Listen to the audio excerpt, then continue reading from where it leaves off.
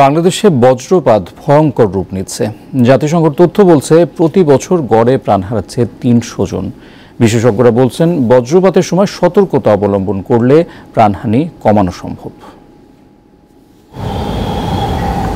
সম্প্রতি প্রচন্ড তাপদাহে যখন সারা দেশ নাকাল, তখন বৃষ্টি প্রশান্তি নিয়ে আসে, কিন্তু সেই স্বস্তির বৃষ্টির সঙ্গে আতঙ্ক ছড়ায় বজ্রপাত। এতে দেশের বিভিন্ন জায়গায় প্রাণ হারায় বেশ কয়েকজন। সাধারণত এপ্রিল থেকে জুন মাসে বজ্রপাত বেশি হয়।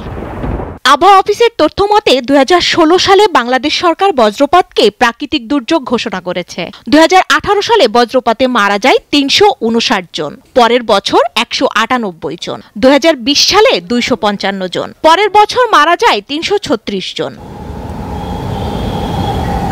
কিন্তু কেন ঘটছে বজ্রপাত, আর কেনই বা প্রাণ হারাচ্ছে এত মানুষ? এখন এই যে চার্জযুক্ত যে ক্লাউড বা বজ্র ঝড়যুক্ত যে ক্লাউড, সেখান থেকেই বজ্রপাতটা হয়। মৃত্যুর হারটা দিয়ে আমরা অনেক সময় দেখি যে এখন অনেক বেশি মানুষ মারা যাচ্ছে, তাহলে বোধহয় বজ্রঝড়ও বেড়ে গেছে। বিশেষজ্ঞরা বলছেন সতর্কতার পাশাপাশি কিছু কৌশল অবলম্বন করলে বজ্রপাত থেকে রক্ষা পাওয়া সম্ভব।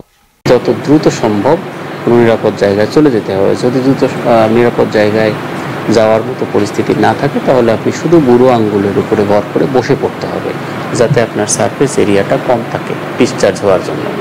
তাহলে আপনি সেখান থেকে নিরাপদ থাকতে পারেন।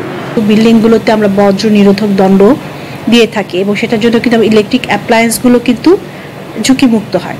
তো ওই সময় কিন্তু আমাদের ইলেকট্রিক অ্যাপ্লায়েন্সগুলো চালানো, ঘরের ভিতরে চালানো উচিত না। তারা বলছেন দেশের হাওড় এলাকায় বজ্রপাত বেশি হলেও ঝুঁকিমুক্ত নয় রাজধানী সহ কোনো এলাকা। নর্থ ইস্ট আমাদের সিলেট, সুনামগঞ্জ, তারপরে শেরপুর, ময়মনসিংহ, নেত্রকোনা, এই সকল জায়গায় কিন্তু বেশি হয়, কেননা ওইখানে সরাসরি মাঠ হাওড়। সেন্টারও কিন্তু বড় বড় আমাদের নারায়ণগঞ্জে হয়েছে, ফতুল্লায় হয়েছে।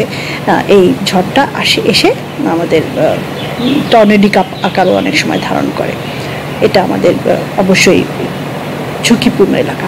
দুর্যোগ ব্যবস্থাপনা অধিদপ্তরের তথ্য মতে 1321 কোটি টাকা ব্যয়ে 15 জেলায় প্রায় 7000 বজ্র নিরোধক দণ্ড বসানো ও আশ্রয় কেন্দ্র নির্মাণের প্রকল্প হাতে নিয়েছে সরকার। স্বস্তিকা সিংহ, দীপ্ত সংবাদ, ঢাকা।